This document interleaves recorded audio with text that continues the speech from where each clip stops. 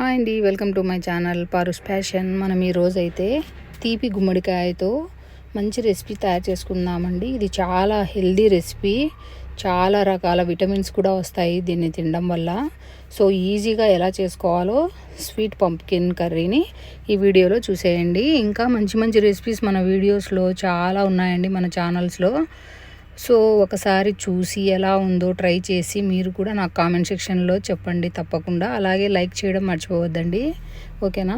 ఈరోజైతే మనము స్వీట్ పంప్కిన్ను కర్రీగా ఎలా తయారు చేసుకుంటామో చూసేయండి వీడియోలో. ముందుగా అయితే నేను ఇలా పంప్కిన్ తీసుకున్నాను, 500 గ్రామ్స్ ఉంది ఇది. దీన్ని మొత్తాన్ని పీల్ చేసుకోవాలన్నమాట. పీల్ చేసేసుకొని ఈ పీల్ చేసినటువంటి ఇది కూడా వేస్ట్ చేయకుండా మనం ఏం చేద్దామంటే, అదే రెడ్ పంప్కిన్ ప్లాంట్ మా గార్డెన్లో ఉందన్నమాట. చూడండి అలా అల్లుకుంటూ ఉందన్నమాట. దానికే వేసామంటే మంచి ఎరువు కంపోస్ట్ లాగా తయారవుతుంది. సో ఇలా వెజిటబుల్స్ అన్నీ అందులోనే వేసేస్తుంటా. సో ఇలా పీల్ తీసేసాక కత్తి తీసుకొని మనము చిన్న చిన్న క్యూబ్స్ లాగా కట్ చేసి పెట్టుకోవాలి. ఇది త్వరగానే మగ్గిపోతుందండి, పొటాటో లాగానే. సో ఇలా ఈ సైజులో కట్ చేసి పక్కన పెట్టుకోవాలి. నేను ఇందులో ఒక ఆనియన్ వేస్తున్నాను, అలాగే ఒక 4 రెబ్బలు వెల్లుల్లి, 2 ఎండుమిర్చి, జీలకర్ర, ఆవాలు, కరివేపాకు మనం పోపుకు వేసుకోవాల్సినవి ఇవి అనమాట. సో ఇప్పుడు కడాయిలో మనము ఆయిల్ వేసేసుకోవాలి.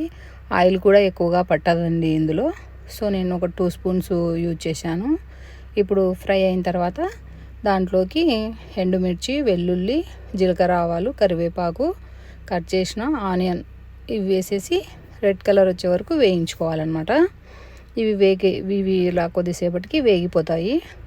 మరీ రెడ్గా అవసరం లేదు, మీడియంగా వేయించుకుంటే సరిపోద్ది. ఇప్పుడు మనము ముందుగా కట్ చేసి పెట్టుకున్న పంప్కిన్ ఉంది కదా, రెడ్ పంప్కిన్, ఇది ఇందులో యాడ్ చేసుకోవాలి. ఇది యాడ్ చేసేసుకొని ఒక్కసారి ఇలా కలిపేసుకుందాము. తర్వాత ఇందులోకి సింపుల్ ఇంగ్రీడియంట్స్ అండి, అన్ని మసాలాలు అవసరం లేదు. కొద్దిగా పసుపును, ఒక 1/2 స్పూను పసుపు యాడ్ చేసుకోవాలి. అలాగే ఒక 1/2 స్పూను రెడ్ చిల్లీ పౌడరు, తర్వాత ఒక 1/2 స్పూన్ కంటే కొంచెం ఎక్కువ సాల్ట్ అన్నమాట. ఈ మూడింటిని ఉపయోగించి మనం చేస్తున్నాం. స్పెషల్గా జాగ్రీ బెల్లాన్ని ఉపయోగిస్తాం అన్నమాట.